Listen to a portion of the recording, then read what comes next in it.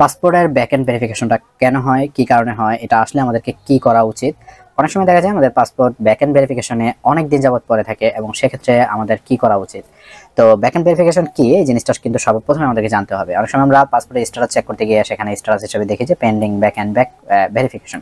তো backend verification হিসেবে এখানে আপনি যদি একটু খেয়াল করেন তাহলে দেখতে পারবেন যে দুইটা অপশন কিন্তু তারা রাখছে। প্রথম অপশনে বলা হয়েছে যে বেসিক চেক ক্লিয়ারেন্স, মানে আপনার বেসিক চেক ক্লিয়ারেন্স মানে আপনার ডাটাগুলো বেসিক চেক হবে। এবং বেসিক চেকের ভিতরে আপনার নাম, পিতামাতার নাম, জন্ম তারিখ, আপনার প্লেস অফ বার্থ মানে আপনার জন্মস্থান, এই বিষয়গুলো কোনো ধরনের অমিল আছে কিনা, আপনার পূর্ববর্তী পাসপোর্টের সাথে কোনো ধরনের অমিল আছে কিনা, এই জিনিসটা হচ্ছে বেসিক চেক ক্লিয়ারেন্স হয়। এবং 2 নম্বরে এখানে বলা হয়েছে যে ABIS check clearance. ABS check clearance বলতে এখানে তারা যে বিষয়টা বুঝিয়েছেন যে আপনি কি আগের কোনো পাসপোর্ট লুকিয়ে রেখে আপনার ফেস এবং ফিঙ্গার দিয়ে নতুন করে পাসপোর্ট করছেন কিনা, এই জিনিসটা চেক হয়।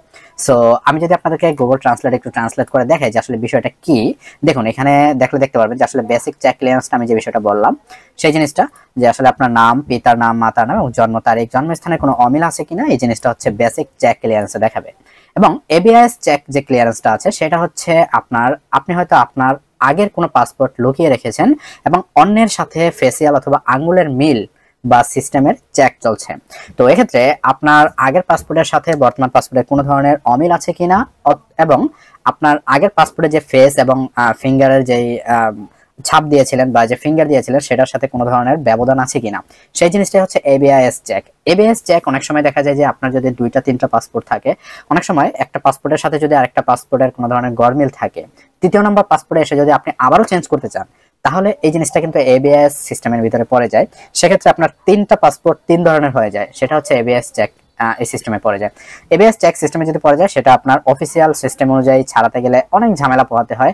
আর যারা দেখতেছেন যে যাদের স্ট্যাটাস গুলা আপনার পেন্ডিং ব্যাকএন্ড ভেরিফিকেশন পরে আছে কিন্তু অনেক দিন যাবত ছুটতেছে না, সেক্ষেত্রে আপনি সবচাইতে ভালো হবে আপনার অফিসে গিয়ে আপনি হচ্ছে যিনি কর্মকর্তা আছেন বা অ্যাসিস্ট্যান্ট ডিরেক্টর যিনি আছেন তার সাথে যদি আপনি কথা বলতে পারেন তাহলে হয়তোবা দ্রুত ব্যাকএন্ড ভেরিফিকেশনটা আপনি কমপ্লিট করতে পারবেন। এছাড়াও ব্যাকএন্ড ভেরিফিকেশনটা আপনার অনেক সময় দেখা যায় যে 1 সপ্তাহ থেকে 15 দিন, সর্বোচ্চ হলে 1 মাস, এর বেশি কিন্তু ব্যাকএন্ড ভেরিফিকেশনটা থাকে না।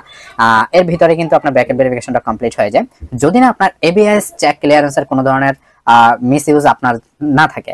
আর বেসিক চেক ক্লিয়ারেন্স এই জিনিসটা হচ্ছে এটা হচ্ছে সংশোধনী দিলে কিন্তু বেসিক চেক ক্লিয়ারেন্স এটা আপনার থাকবেই। কারণ হচ্ছে প্রথম রাজ্যে আপনার দ্বিতীয় পাসপোর্টের যেটা ইনফরমেশন আছে সেটা যে সংশোধনটা আছে সেই সংশোধনের জন্য কিন্তু আপনার বেসিক চেক ক্লিয়ারেন্সটা হয়। সো এর জন্য আপনার সর্বোচ্চ হলে 15 দিন 20 দিন, এর বেশি যায় না আসলে, সর্বোচ্চ আপনার 1 মাসের ভিতরে কিন্তু আপনার ব্যাকএন্ড ভেরিফিকেশনটা কমপ্লিট হয়ে যায়। তবে যারা পাসপোর্ট কারেকশন করতে দিয়েছেন তারা নরমালি ব্যাংক ড্রাফট না করে আপনাদের উচিত আপনারা এক্সপ্রেস ব্যাংক ড্রাফটটা করবেন। তাহলে হচ্ছে আপনার এই জিনিসগুলো এক্সপ্রেস হিসেবে আপনার ভেরিফিকেশনগুলো হবে, আপনার ভেরিফিকেশনটা এক্সপ্রেস হবে।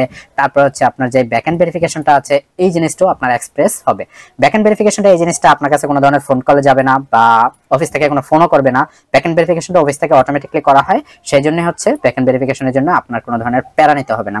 আর ডিএসবি ভেরিফিকেশন অর্থাৎ এসবি ভেরিফিকেশন যদি আপনার এখানে দেখায় যে পেন্ডিং এসবি ভেরিফিকেশন, সেটার জন্য আপনার এসবি অফিসে অর্থাৎ আপনার জেলায় যে ডিএসবি অফিস আছে সেই ডিএসবি অফিসে যোগাযোগ করতে হবে এবং সেখান থেকে আপনাকে ফোন দেওয়ার কথা এবং আপনাকে সরাসরি ভেরিফিকেশন তারা করবে।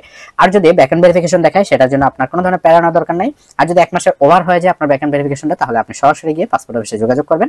সেখানে যোগাযোগ করলে হয়তোবা কিছুটা দ্রুত আপনার কাজটা হয়ে যেতে পারে। আর এছাড়াও ব্যাকএন্ড ভেরিফিকেশনটা আপনার 1 সপ্তাহ থেকে 1 মাস এর ভিতরে কিন্তু আপনার ব্যাকএন্ড ভেরিফিকেশনটা কমপ্লিট হয়ে যায়।